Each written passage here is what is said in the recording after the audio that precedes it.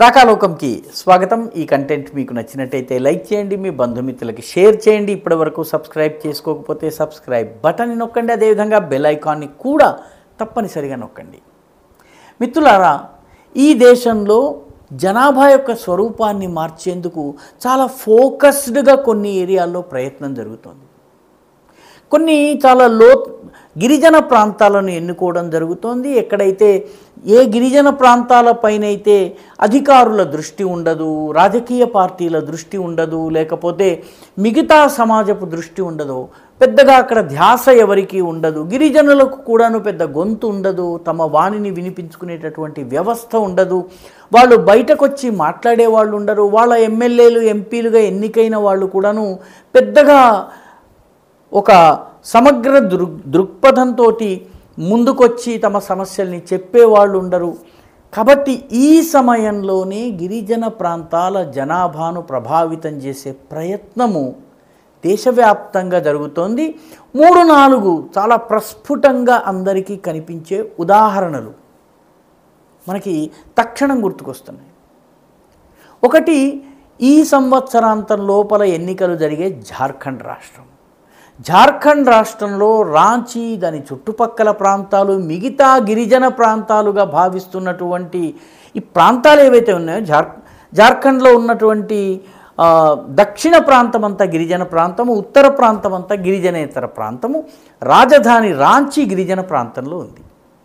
ధన్బాద్, జంషెడ్పూర్ ఇటువంటి పట్టణాలు ఏవైతే ఉన్నాయో, టాటానగర్ ఇటువంటి పట్టణాలు, మోర్ డెవలప్డ్ సిటీస్ ఏవైతే ఉన్నాయో అవి గిరిజనేతర ప్రాంతాల్లో ఉన్నాయి, కానీ రాజధాని రాంచీలో ఉంది.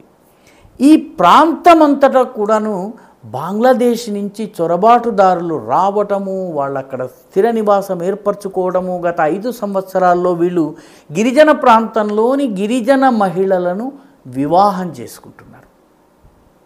వివాహం చేసుకోవడం ద్వారా వాళ్ళు గిరిజనులతో మమేకమవుతున్నట్టుగా నటిస్తూ ఆ కుటుంబాలను ఇస్లాంలోకి మార్చడం జరుగుతుంది. లేకపోతే ఆ కుటుంబాలను ఉపయోగించుకుని, ఆ కనెక్షన్లను ఉపయోగించుకుని స్థానికంగా వ్యాపారాలను, భూములను చేజిక్కించుకుంటున్నారు. భూములను చేజిక్కించుకుని భార్య పేరిట భూముల్ని కొనుగోలు చేయటము, ఈ రకంగా చేయటము. మొత్తానికి భూములు అల్టిమేట్గా వెళుతున్నది బంగ్లాదేశీ చొరబాటుదారుల యొక్క వర్గాలకు.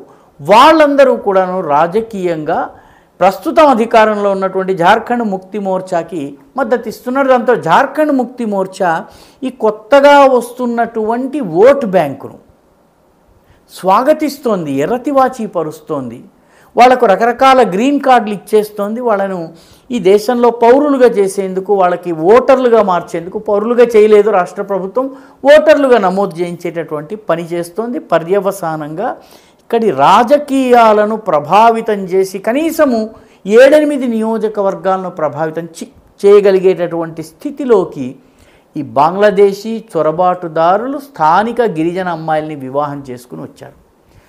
జార్ఖండ్లో ఎమ్మెల్యే సీట్లు తక్కువ కాబట్టి 7-8 సీట్లు ప్రభావితం చేయగలిగేవాడు రాజకీయాన్ని ప్రభావితం చేస్తాడు.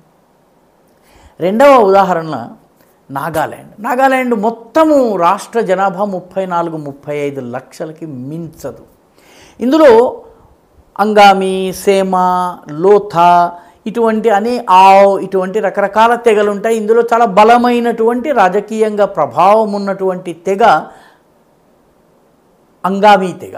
ఈ అంగామీ తెగకు చెందినటువంటి గిరిజన మహిళలను బంగ్లాదేశ్ నుంచి చొరబాటు చేసి వచ్చినటువంటి వాళ్ళు కోహిమా, దాని చుట్టుపక్కల ప్రాంతాల్లో, ఇంటీరియర్ గ్రామాల్లో కూలీలుగా రకరకాల పేర్లతో వెళ్ళి ఆ స్థానిక అంగామీ గిరిజన మహిళల్ని వివాహం చేసుకుంటున్నారు. వివాహం చేసుకున్న తర్వాత అక్కడే నివసించడం మొదలుపెట్టుతున్నారు. ఎందుకంటే గిరిజన ప్రాంతాల్లో ఇల్లరికం లాంటి వ్యవస్థ ఉంటుంది. అమ్మాయిని పెళ్లి చేసుకుని అక్కడే ఉండిపోవచ్చు, అల్లుడు అదే ఇంట్లో అక్కడే కొంత భూమిని అది ఇస్తారు, వాళ్ళు ఉండిపోవడానికి వీలుంటుంది. కాబట్టి ఈ రకంగా ఉండి భూములను కబ్జా చేసుకోవటము, స్థానికంగా ప్రభావం జమాయించటము, ఈ పనిని చేస్తున్నారు.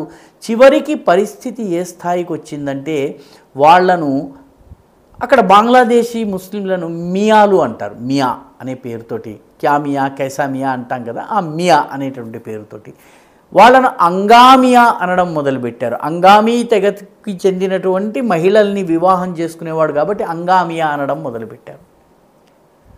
మన తెలుగు రాష్ట్రాల్లో ఒకటైనటువంటి ఆంధ్రప్రదేశ్లో కూడాను అరకు పాడేరు ప్రాంతంలో, డుమ్రిగూడ ప్రాంతంలో అక్కడ ఉన్నటువంటి 11-12 గ్రామాలలో ముస్లిము వ్యాపారులు సంత మార్కెట్ల పేరు మీద వెళ్ళినటువంటి వాళ్ళు గిరిజన మహిళల్ని వివాహం చేసుకుని వాళ్ళను మతం మారుస్తున్నారు. ఈ పిల్లల్ని మద్రసాలకు పంపుతున్నారు.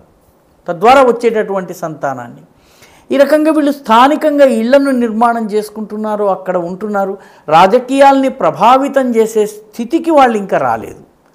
జార్ఖండ్లో ప్రభావితం చేసే స్థితికి వచ్చారు, నాగాలాండ్లో ఆ స్థితికి ఎదుగుతున్నారు.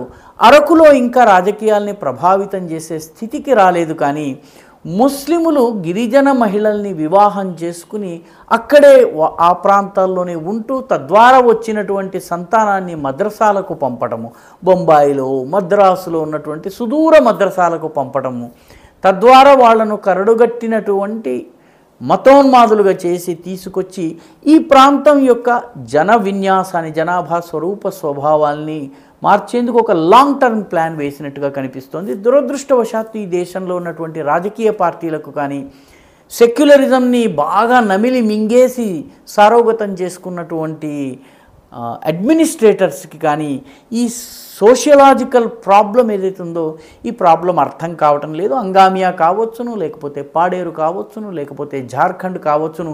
ఈరోజు జార్ఖండ్ రాజకీయాల్ని ప్రభావితం చేస్తారు. మరొక 10 సంవత్సరాల్లో నాగాలాండ్ రాజకీయాలు ప్రభావితం అవుతాయి. ఒక 20-25 సంవత్సరాల తరువాత అరకు వ్యాలీ రాజకీయాలు కూడా ప్రభావితమైన ఆశ్చర్యపోనక్కర్లేదు. ఈ వీడియో మీకు నచ్చినట్టయితే లైక్ చేయండి, షేర్ చేయండి, ఈ ఛానల్కు సబ్స్క్రైబ్ చేయండి. మీ అభిప్రాయాన్ని కమెంట్ల రూపంలో తప్పనిసరిగా పంపించండి.